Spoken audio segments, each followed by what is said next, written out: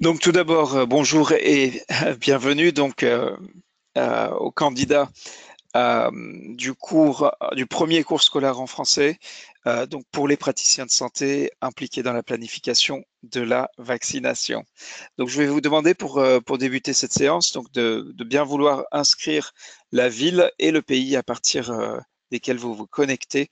Donc c'est dans la fenêtre du dialogue en direct, vous voyez un tableau de bord Go to Training, ou si vous connectez depuis votre téléphone ou votre tablette dans l'application, il doit y avoir quelque chose qui vous permet d'inscrire votre message et de l'envoyer.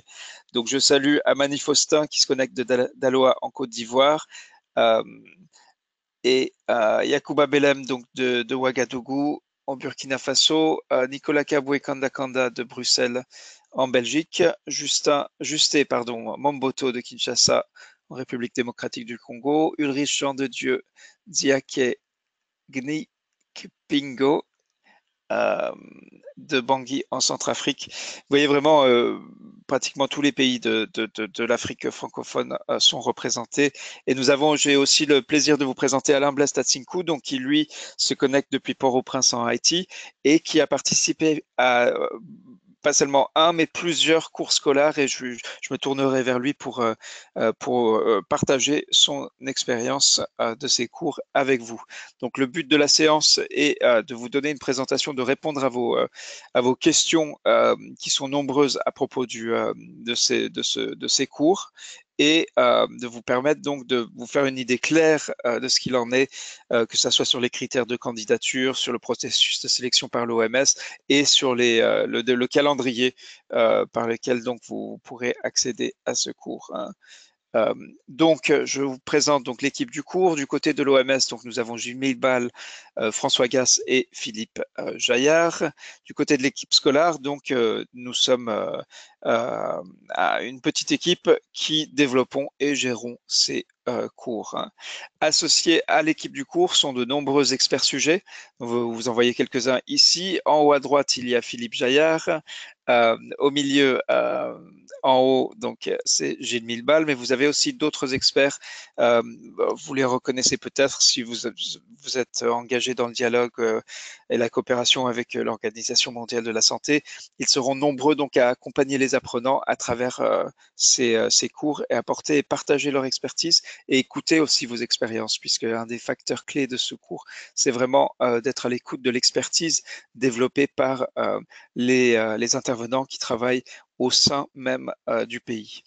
Donc le GRISP ou le SPMVS en français, donc nous avons partagé avec vous, et vous connaissiez déjà peut-être le document lui-même, donc qui a été développé, qui a été en développement pendant plusieurs années et qui est maintenant depuis 2015 disponible sur le site de l'OMS. Euh, alors, premier point, le secours est destiné à un public bien précis. Donc, l'élément clé, c'est une implication directe dans le soutien au processus de planification de la vaccination, du programme de vaccination de votre pays. Donc, si vous n'êtes pas directement impliqué, il y a très peu de chances que votre candidature soit retenue. Une implication directe, donc c'est vrai que c'est déclaratif dans le questionnaire, mais ça s'étaye aussi par ce que vous nous avez dit sur votre motivation pour ce cours et sur des précisions apportées concernant votre rôle. Donc chaque candidature est évaluée individuellement, et c'est vrai que malgré le fait que ces critères figurent clairement dans l'annonce du cours, nous sommes malgré cela obligés d'exclure les candidatures qui n'ont pas tenu compte de ce critère. On comprend qu'il y a une soif et une attente, un besoin, une demande d'opportunités, d'apprentissage, de développement, de mise en réseau, mais on demande aussi aux candidats de bien lire les critères avant de s'engager sur une candidature. Donc, il y avait donc à l'origine deux cohortes francophones. Donc, la première a débuté le 5 mars et vient tout juste de se terminer. Donc, la deuxième va commencer donc le 7 mai. Donc c'est pour celle-là qu'en fait se tient aujourd'hui cette séance d'information. Les lettres d'acceptation donc des candidats qui auront été sélectionnés par l'OMS sont déjà en cours de préparation. Ce cours-là donc se terminera le 22 juin. Et enfin, j'ai bien inscrit sur la diapositive 2 cohortes francophones, mais j'ai le plaisir de vous annoncer qu'il y aura très probablement une troisième, donc sous réserve de confirmation, mais étant donné que l'Organisation mondiale de la santé a reçu plus de 2000 candidatures, il y a une reconnaissance donc de cette demande, même après avoir tenu compte des gens qui ont soumis en doublon, en triplet, voire plus, leur candidature. Cela ne change rien et cela risque en fait les doublons sont supprimés. Je tiens à le préciser. Même en tenant compte de cela, il est clair que les personnes directement impliquées dans la planification de la vaccination qui expriment un intérêt pour ce cours sont nombreux. Du coup, nous allons donc ouvrir une troisième cohorte qui, elle, démarrera donc pendant l'été, le 2 juillet. Donc, pour vous apporter des précisions maintenant sur en quoi consiste ce cours, comment ça marche exactement. Donc, le calendrier et la charge de travail, donc, il y aura une séance de briefing à distance et une série de tâches, ce qu'on appelle donc l'orientation et l'intégration. Non, cette séance d'information n'est pas la séance de briefing qui est évoquée dans l'annonce du cours. Ensuite, donc, vous serez libre de travailler pendant chacune des 6 semaines plus la semaine d'orientation à votre guise. Si vous voulez travailler pendant la journée, c'est tout à fait possible. Si vous préférez travailler le soir ou le week-end du fait de vos contraintes professionnelles, c'est tout à fait possible aussi. Par contre, les délais sont semaine par semaine. Chaque vendredi, il y a un délai à tenir et à respecter. Et chaque étape du cours, donc chaque semaine, construit sur les semaines précédentes. Donc, on, on estime qu'il est nécessaire de consacrer au minimum 3 à 5 heures par semaine aux travaux du cours pendant toute la durée. Donc, indispensable, si votre dossier est retenu, regardez d'ores et déjà votre calendrier. Comment allez-vous, où allez-vous trouver le temps entre vos responsabilités professionnelles, qu'elles soient administratives ou sur le terrain?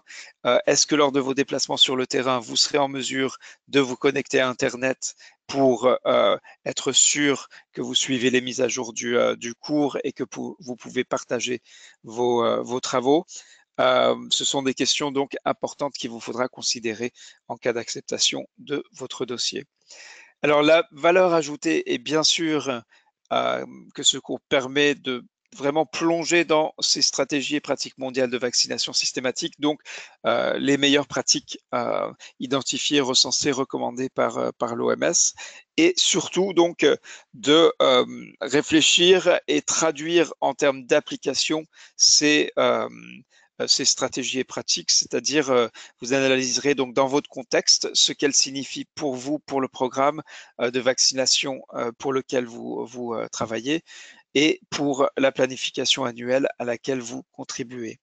Donc, il y aura aussi, et c'est un aspect formidable du cours, et c'est là en fait où je vais me tourner vers Alain pour marquer une petite pause et lui permettre donc de partager son expérience de quelle a été la valeur ajoutée du cours. Donc, Alain, oui. Donc, Alain Blastensico a participé à plusieurs cours, dont le cours GRISP en anglais. Et pour la première cohorte francophone, donc du cours OMS SPMVS, il a vraiment s'est beaucoup impliqué dans le cours pour accompagner les apprenants de cette cohorte. Alain, bienvenue. Et que peux-tu nous dire sur la valeur ajoutée du cours OMS SPMVS? Okay. Merci Reda. Un plaisir pour moi d'être encore une fois de plus avec l'ensemble des apprenants. Alors, très excité de m'apprêter à partager toutes les expériences avec tous les candidats qui sont présents, qui œuvrent, comme tu l'as dit, dans le PEV, dans le pays respectif. C'est avec plaisir que nous allons ensemble élaborer donc des plans pour essayer d'innover un peu dans les PEV dans ces pays-là. Et pour répondre à ta question, j'arrive pas à quitter le cours GRIFS ou bien SPMVS parce que c'est vraiment une grande richesse pour un professionnel de la vaccination. On a une plateforme que l'OMS permet d'avoir et donc moi j'encouragerais les différents candidats ici qui ne sont pas encore bien entendu apprenants de vraiment venir découvrir le cours. C'est quelque chose d'extraordinaire. On a en fait euh, réuni autour de ce cours des pratiquants du PEV de plusieurs pays francophones, éparpillés dans le monde entier. Et donc, du coup, ça nous fait des expériences, c'est-à-dire qu'on va apprendre peut-être 10 ans de PEV en 6 semaines. En 6 semaines, on aura un condensé, on aura des expériences qui viendront de partout. C'est vraiment un plaisir d'être là, d'en apprendre chaque jour, d'échanger avec les collègues. Il y a des groupes WhatsApp extraordinaires avec des personnes fabuleuses qui partagent leur expérience. On a un soutien de pairs apprenants et vraiment, c'est une opportunité que l'OMS nous donne qui est formidable. Et bien entendu, on a l'encadrement de Reda. Si je suis là, c'est aussi à cause de lui parce qu'on a une dimension humaine dans ce cours qui est extraordinaire. Et j'encourage vraiment les candidats, ceux qui seront retenus, je leur souhaite beaucoup de plaisir. Ça va vraiment, on va apprendre dans une ambiance vraiment détendue, cordiale, de respect mutuel qui est phénoménal. Et ça, c'est très important pour nous. Voilà. Merci beaucoup Alain, sur la valeur ajoutée du cours. Alors, la cohorte, les deux premières cohortes de ce cours ont été menées donc en anglais et voici un petit peu quelques-uns des retours, enfin deux des retours. Euh, une personne, donc un apprenant, qui a rapporté que ce cours a été un moment qui a changé sa vie, lui donnant l'opportunité d'étudier, d'interagir avec des collègues, des PEV du monde entier. Un petit peu ce que vient de dire Alain, hein, sur cet aspect transformatif. On va pas dans les stratégies, vous savez qu'on parle d'investissement transformant, mais on est aussi dans le cadre d'un cours qu'on espère peut être transformant, au moins pour certains d'entre vous. Euh, et ensuite, la nécessité de rigueur. Ce n'est pas un cours où on peut recevoir des informations et ensuite se débrouiller pour passer l'examen et ça y est, on obtient son certificat. Il est nécessaire donc d'être régulier dans le cours. On développe, on fait confiance à votre expertise sur le contexte de votre pays et le travail sera pour vous d'analyser comment ces stratégies, donc les recommandations de l'OMS, s'appliquent dans votre contexte. Et c'est ce travail d'analyse, de réflexion qui est au cœur de la démarche du cours. Cette analyse et cette réflexion ne se fait pas seule, elle se fait en réseau avec des apprenants, comme l'a souligné Alain, du monde entier. Donc les objectifs pédagogiques sont très précis. Il s'agit donc justement de relier ces recommandations et l'approche des stratégies à votre contexte spécifique. Et après, bien sûr, aussi de comparer et partager les pratiques de praticiens du monde entier en s'appuyant sur ce référentiel que sont les stratégies. Alors, il y a un schéma pédagogique aussi, quelque chose de très structuré. Donc, il y aura d'un côté une communauté d'apprenants où il y aura un peu un dialogue en direct, voilà, qui sera disponible 24 heures sur 24. Vous pouvez contribuer à ce dialogue. De l'autre côté, il y aura quelque chose de beaucoup plus structuré, qui est vraiment au cœur du schéma pédagogique scolaire, où vous commencerez par écrire, développer votre projet. Après avoir fini la première version, la version initiale, on va vous demander de relire et d'évaluer les travaux de vos pairs, donc d'autres collègues qui ont eux aussi, dans les premières semaines du cours, développé leur projet. À la fin de ce processus d'évaluation par les pairs, votre travail va vous être restitué, mais il y aura les contributions, donc les commentaires, les retours de 3 de vos collègues. Et vous devrez donc, dans la dernière semaine du cours, prendre ces retours et vous en emparer pour décider comment vous allez améliorer et finaliser votre plan. Donc c'est le processus donc de développement de projet. Vous travaillerez sur le contexte que vous connaissez, donc le contexte de votre programme, de votre pays, et vous recollerez ça avec donc les recommandations de l'OMS. Donc il s'agit d'un projet d'écriture. Donc, il y aura le projet principal et il y aura aussi des projets d'écriture hebdomadaires où vous devrez donc préparer ce qu'on appelle des missions euh, chaque semaine pour, voilà, pour approfondir votre analyse du contexte de votre pays et de la pertinence de ces recommandations. Pour Alain Kabekele Chibuabwa, si quelqu'un peut communiquer avec lui par le dialogue en direct, s'il vous plaît, et puis lui indiquer comment se connecter à l'audio. Alors, les prérequis. Il y a bien sûr les technologies de l'information. Et c'est vrai que nous recommandons d'utiliser un ordinateur, donc un laptop, plutôt qu'un téléphone ou une tablette. Nous avons eu par le passé des apprenants qui ont réussi à travailler uniquement sur tablette ou même à partir de leur téléphone, notamment lorsqu'ils étaient dans des contextes fragiles ou tout simplement n'avaient pas accès à un ordinateur. Euh, c'est important également d'avoir une connexion Internet fiable, car la recommandation, c'est d'accéder régulièrement si possible au moins une fois par jour au site du cours. Alors on sait que ça peut représenter un défi pour certains d'entre vous. C'est donc à réfléchir par rapport à votre engagement dans ce cours, comment vous allez vous organiser. On a de nombreuses solutions et conseils à prodiguer pour les personnes pour qui se pose cette question de l'accès. Bien sûr, il y a le document des stratégies et pratiques mondiales de vaccination systématique qu'on vous encourage donc à télécharger si ce n'est pas déjà fait. La langue de travail écrite et parlée, donc c'est bien le français. Toutefois, voilà, qu'on le veuille ou pas, quoi qu'on en pense, le monde de la vaccination, en tout cas à l'échelle mondiale, on va dire au-delà du contexte pays, la langue de travail reste l'anglais. Donc, des notions de langue anglaise vont vous aider si vous souhaitez participer pleinement à ce cours, et évidemment si votre candidature est acceptée. Les ressources du cours, donc il y a bien sûr le guide SPMVS et il y a aussi le plan mondial sur la vaccination 2011-2020. Donc ce sont ces deux documents qui vous serviront de guide et de ressources principales pour ce cours. Toutefois, sachant qu'il s'agit de votre contexte, et c'est le contexte que vous connaissez mieux que quiconque puisque vous y travaillez au quotidien.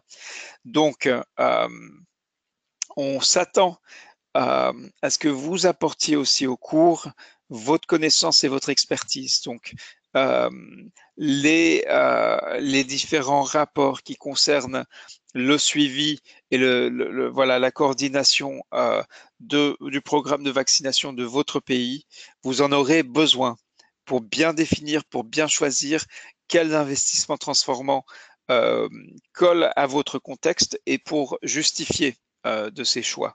Donc, il est extrêmement important de vous assurer que vous avez accès à ces données.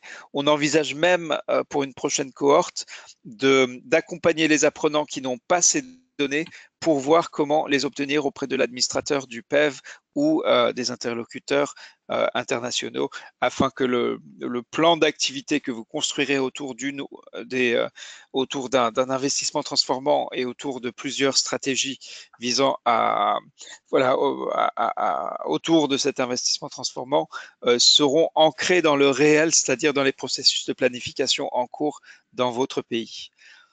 Enfin, donc dernier point, pour la certification. Donc, l'OMS délivrera un certificat de participation donc aux apprenants qui compléteront toutes les conditions requises du cours. Donc, il faut développer donc en temps et en heure une version initiale et ensuite une version améliorée du projet principal. Il faut réaliser donc 3 examens des pairs, 3 évaluations, donc 3 revues par les pairs. Et ensuite, il faut participer activement au dialogue communautaire et au groupe de discussion hebdomadaire. De nouveau, ce n'est pas un cours où il suffit d'emmagasiner des informations et montrer qu'on en a retenu quelque chose. C'est un cours qui requiert votre participation active de semaine en semaine pour construire quelque chose. Il n'est pas possible, ou il est extrêmement difficile, je devrais dire, de laisser filer les jours et de chercher à se rattraper après qu'une période s'est écoulée. Donc, je dis cela, je précise cela, parce qu'évidemment, pour des apprenants adultes, vous avez des obligations professionnelles, une pression qui peut être très importante, en particulier dans certaines périodes de l'année, pour délivrer des résultats par rapport à vos exigences professionnelles. On sait aussi que vous avez sans doute des vies privées, peut-être des familles, des enfants, des responsabilités donc familiales et personnelles. Et je peux vous dire que pour de nombreux apprenants, ce cours a un impact important sur cette vie familiale. Je tiens à le souligner. Donc, à prendre en compte et à réfléchir avant de vous engager sur le cours si votre candidature est retenue par l'Organisation mondiale de la santé. Donc, c'est la fin de ma présentation. Il nous reste 10 minutes donc pour répondre à vos questions. Une question donc de Frank Donald Tenjim Nangue, ce groupe de discussion, est-ce que c'est le groupe WhatsApp? Non. Donc, il y aura donc une plateforme, la plateforme scolaire, au sein de laquelle le cours aura sa propre communauté, une espèce de Facebook privé, où il sera possible donc à tout moment de contribuer au dialogue et à la discussion. Ça, c'est le premier élément. Deuxième élément, donc, c'est le groupe de discussion hebdomadaire. C'est le seul moment de la semaine où vous êtes invité à vous connecter simultanément. Donc, ce regroupement hebdomadaire est obligatoire. Pour les personnes qui ont un motif légitime d'absence, il y a un processus de rattrapage qui est assez lourd. Donc, il vaut mieux être présent. Cela facilite beaucoup les choses et cela permet, quoi qu'il en soit, à chacun de participer, de contribuer au regroupement hebdomadaire. Enfin, le groupe WhatsApp, il y aura un groupe WhatsApp donc, qui sera distinct, qui n'est pas celui des candidats, mais celui des apprenants donc, qui participent au cours. Et ce groupe-là donc, permet d'avoir un lien immédiat avec l'équipe du cours et avec les autres apprenants. Donc, je prends note de la détermination que vous affichez dans le dialogue en direct. Je suis très engagé à ce cours et prêt à aller jusqu'au bout. Je serai toujours présent à ce cours et très déterminé. Alors, Amani Faustin Yao, le certificat est-il reconnu à l'international? Donc oui, étant donné qu'il s'agit d'un certificat émis par l'Organisation mondiale de la santé. Donc, en tant que directeur du PEV pays, je suis engagé. Joas Balizou, donc en ligne et motivé pour ce cours, ma connexion est fluide, très bon à savoir. Est-ce qu'on peut suivre la discussion par le smartphone? Question importante, je le comprends bien. Oui, tout à fait. Donc, il y a quelques astuces à connaître, mais c'est tout à fait possible et c'est très pratique. Donc, néanmoins, comme il s'agit d'un travail d'écriture pour le développement du projet, donc pour le dialogue, le téléphone ou la tablette, ça va, mais pour développer le projet, on conseille quand même d'avoir un ordinateur où on peut s'asseoir avec un clavier.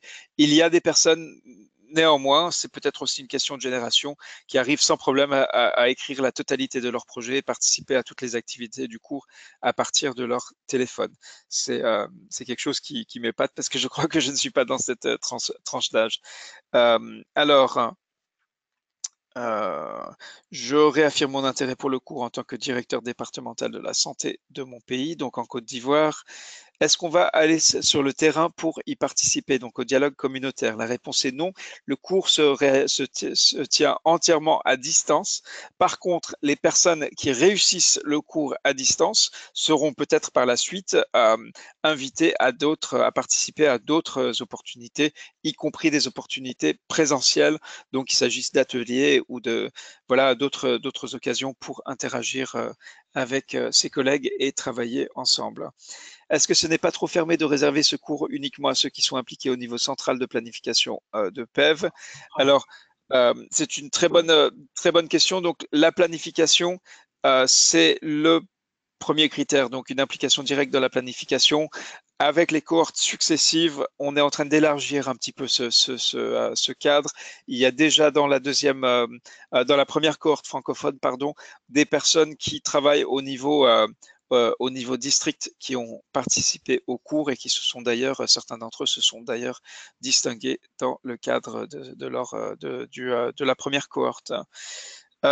Alors, en tant que responsable, ok, d'autres déclarations d'engagement. Est-ce qu'on peut néanmoins suivre les cours même si on n'est pas retenu? La réponse est non.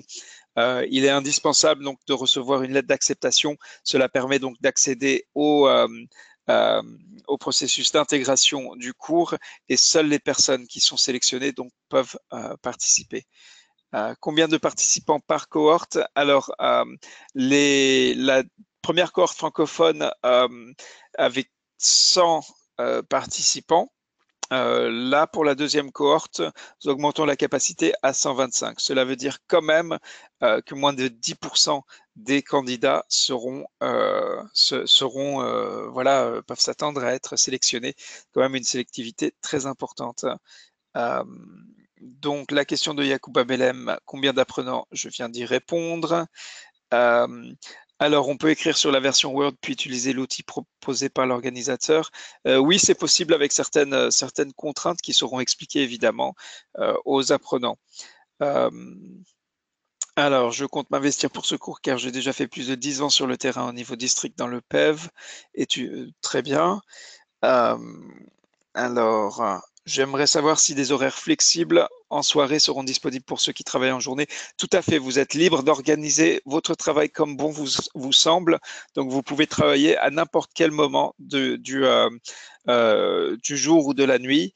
Euh, mais les délais, les dates butoirs interviennent chaque vendredi. Chaque vendredi, il y a quelque chose à rendre. Euh, et toujours donc des activités à compléter. Comment faire pour accéder aux données PEV du niveau national si nous sommes du niveau provincial?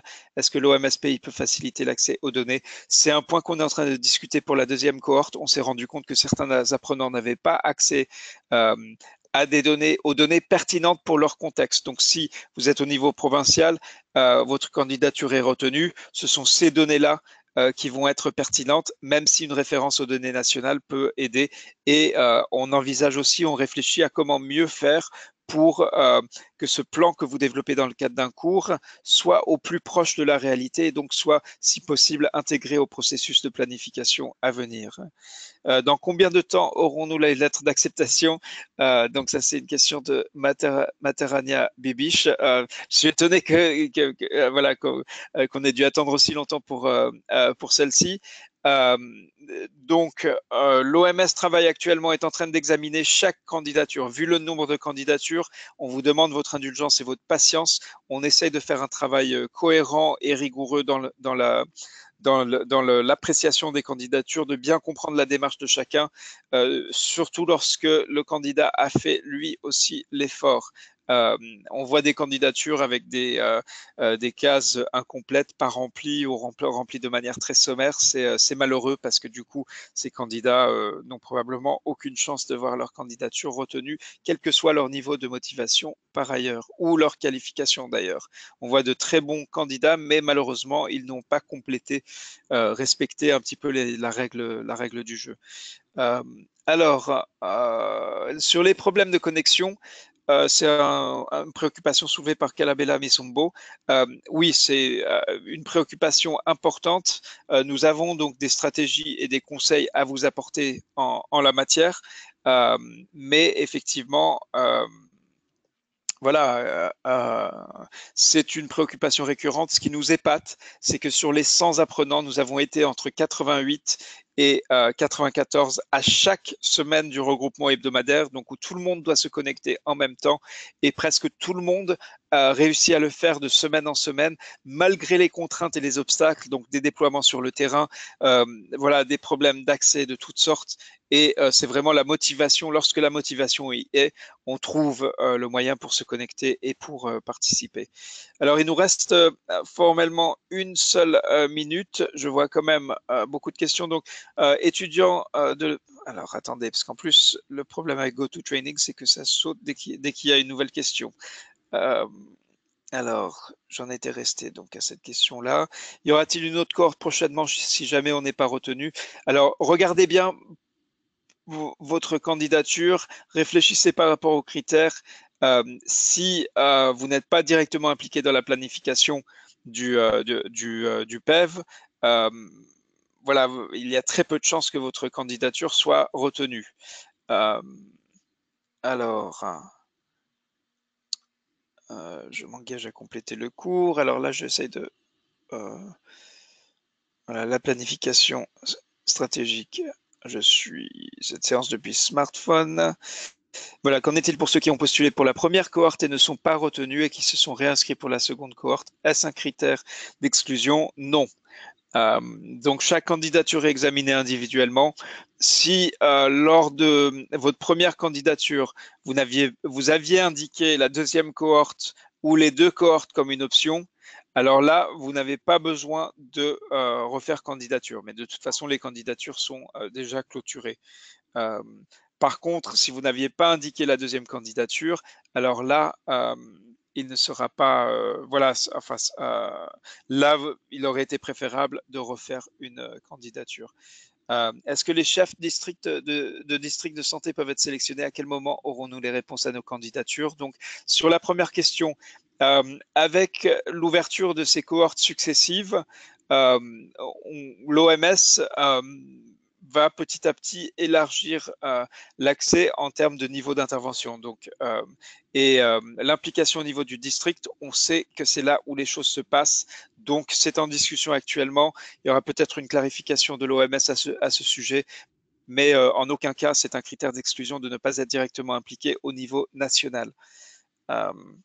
Alors, je regarde s'il y a d'autres questions. Si je vous demande de, même si vous avez une question que vous êtes en train de taper dans le dialogue, si vous pouvez mettre en pause, parce que sinon les questions sautent et du coup, ça devient difficile pour moi de trouver, de respecter l'ordre dans lequel elles ont été posées. Alors, une question, est-ce qu'il ne serait pas aussi intéressant d'impliquer les personnels d'ONG dans la cohorte? Car même si elles ne sont pas directement impliquées dans la planification nationale, ils sont une force importante de soutien du programme dans les contextes humanitaires et une bonne compréhension des enjeux et stratégies serait un atout important dans ces contextes où les activités de vaccination sont très souvent perturbées. C'est un point important, intéressant, mais actuellement, cela ne fait pas partie des critères de sélection des candidats. Alors, sur la flexibilité des horaires, j'ai déjà répondu. Voilà, sur la question des ONG, j'ai répondu également. Alors, les certificats sont des certificats électroniques, donc protégés par une clé numérique. Ils sont envoyés par email et comme tout le dispositif est à distance, cette partie-là aussi. Alors, les consultants qui appuient les activités de la planification, quel est leur sort? Alors, l'implication, les consultants qui contribuent à la planification, ces candidatures-là peuvent être retenues sélectionnées par l'OMS. Y a-t-il un critère lié à l'âge? Non. Par contre, le critère du nombre d'années d'expérience est un critère important, même si dans la première cohorte francophone, il y a une très grande variabilité dans le nombre d'années d'expérience. Donc, ce n'est pas critère d'exclusion, mais on regarde pour on essaie de créer une cohorte où il y aura justement un bon équilibre, un équilibre sain en termes de différents niveaux d'expérience et ce partage d'expérience entre des gens plus nouveaux qui travaillent dans la vaccination depuis moins longtemps sont tout à fait, voilà, peuvent être épaulés et accompagnés par leurs confrères plus expérimentés. Alors, est-il possible de nous désigner déjà les données qu'on aura à utiliser pour qu'on le cherche à l'avance? Enfin, ce que je peux vous dire là-dessus, c'est donc déjà, vous êtes en attente d'une confirmation par l'OMS donc concernant votre candidature, mais bien sûr, le document des stratégies étaye donc les investissements transformants. À vous, vous pouvez tout à fait relire ce document et réfléchir si vous deviez développer un plan d'activité autour d'un de ces investissements transformants, quelles seraient les données dont vous auriez besoin pour justifier des choix qui seraient à faire dans ce cadre-là.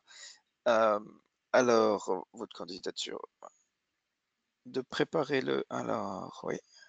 Y a-t-il d'autres cohortes après celle-ci? Donc,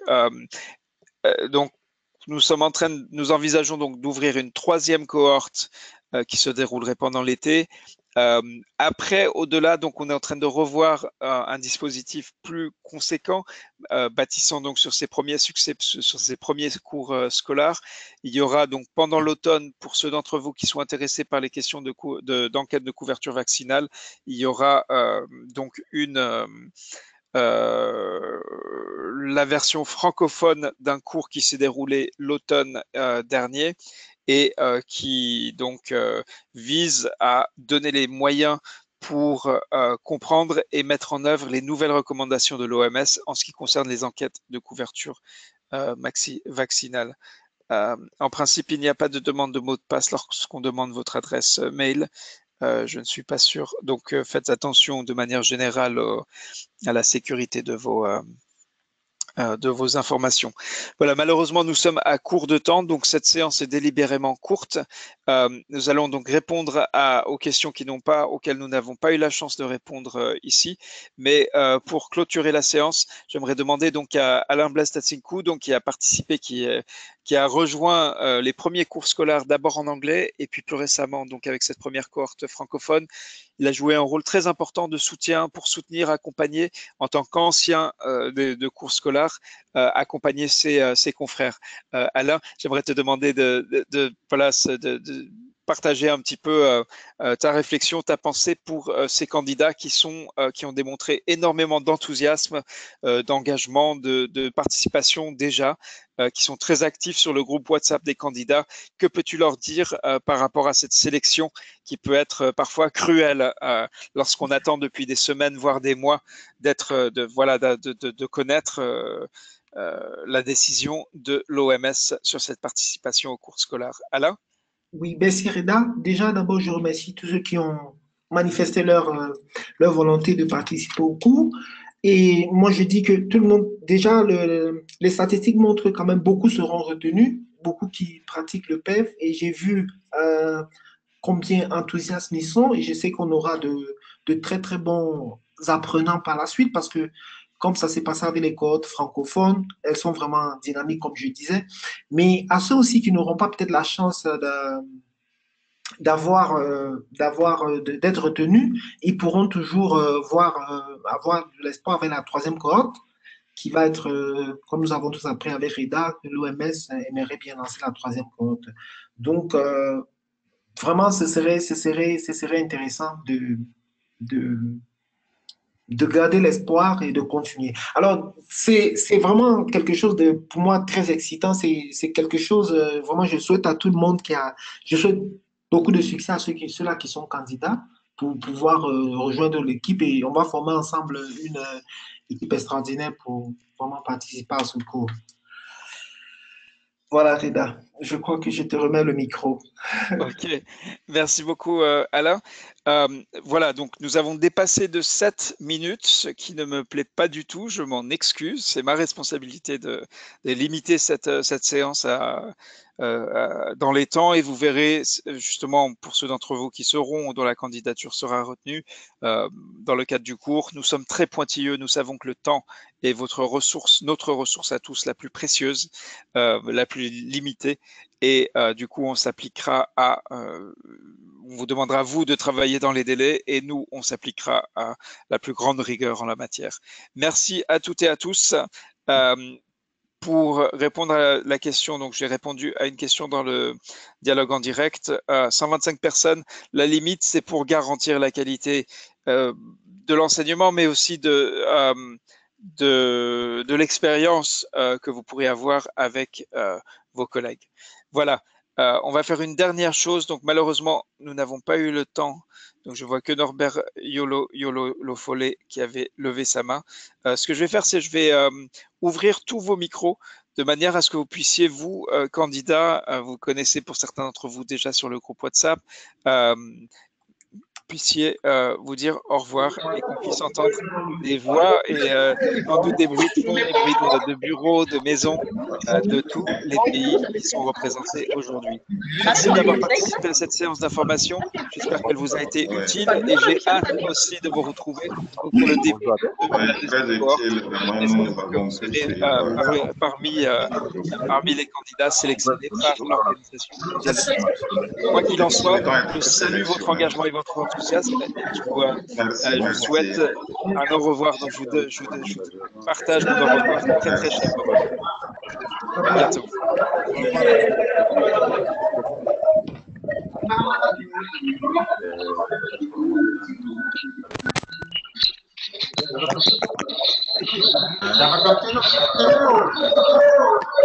Au revoir tout le monde. revoir.